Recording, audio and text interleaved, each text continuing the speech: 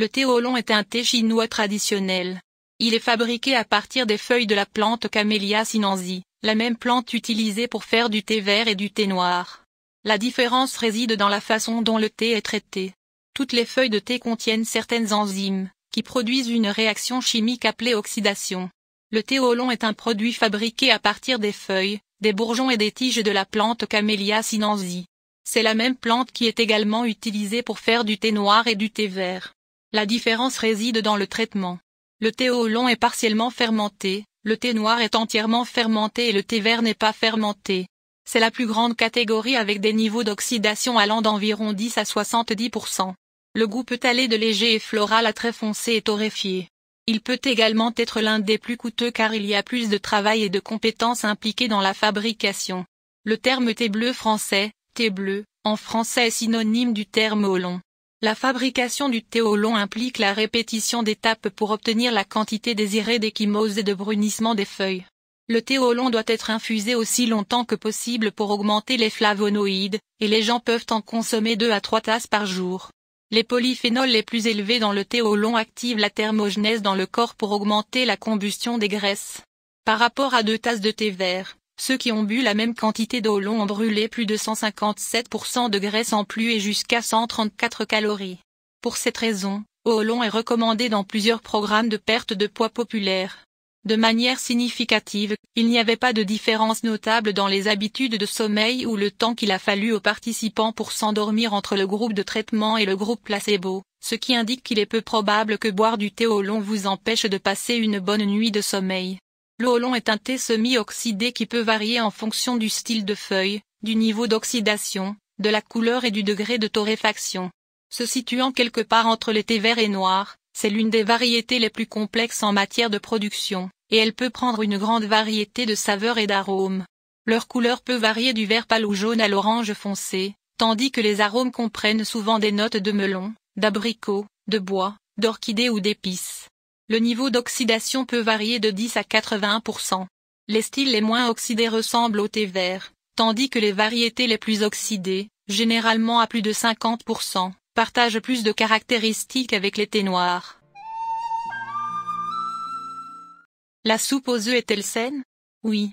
Il est très faible en calories et riche en protéines. Un bol de soupe, environ une tasse, ne contient que 71 calories. Comment faire de la soupe aux œufs? Les directions: chauffez le bouillon de poulet et les oignons verts dans une grande casserole à feu moyen vif.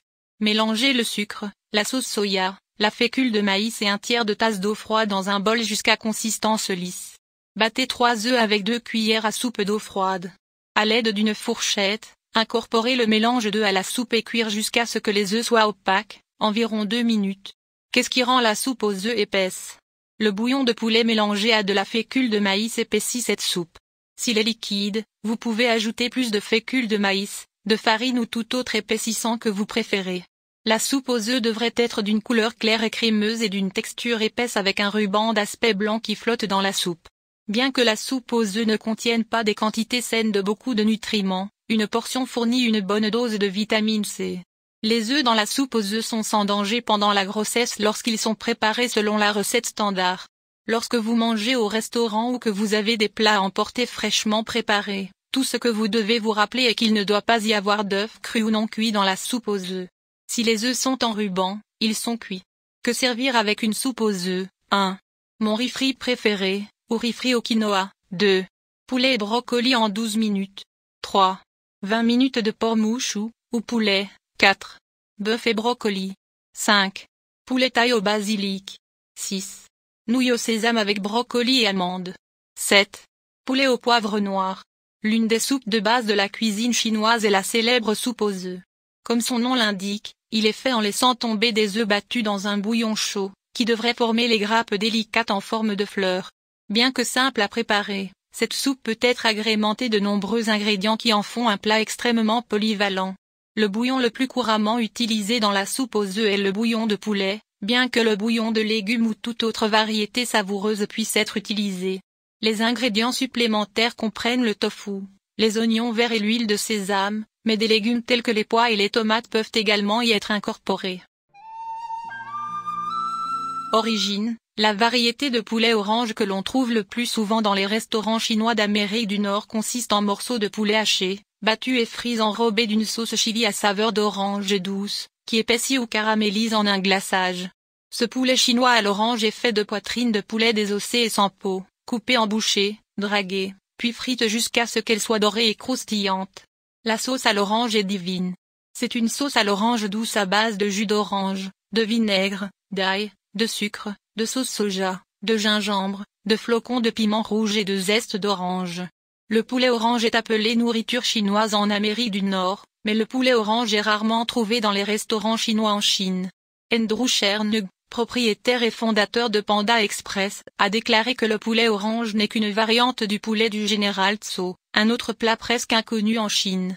Le poulet à l'orange est un plat de restauration rapide chinois très populaire d'origine rounan qui comprend des morceaux de poulet hachés, battus et frits enrobés d'une sauce chili caramélisée à saveur d'orange douce. Andrew Chernug, cofondateur et PDG de Panda Express, a déclaré que Kao avait développé le plat dans l'un des sites de la société à Hawaï, en modifiant un plat de poulet avec os qui était populaire.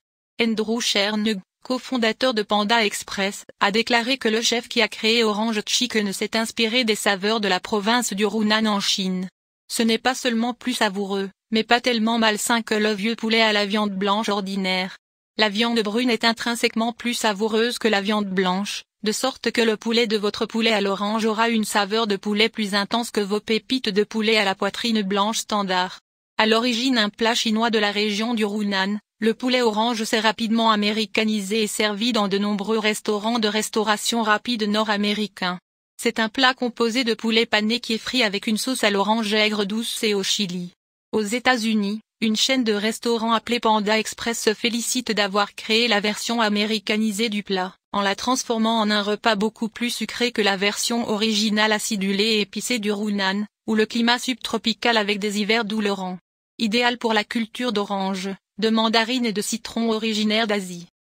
Merci d'avoir regardé. Veuillez aimer, partager, s'abonner.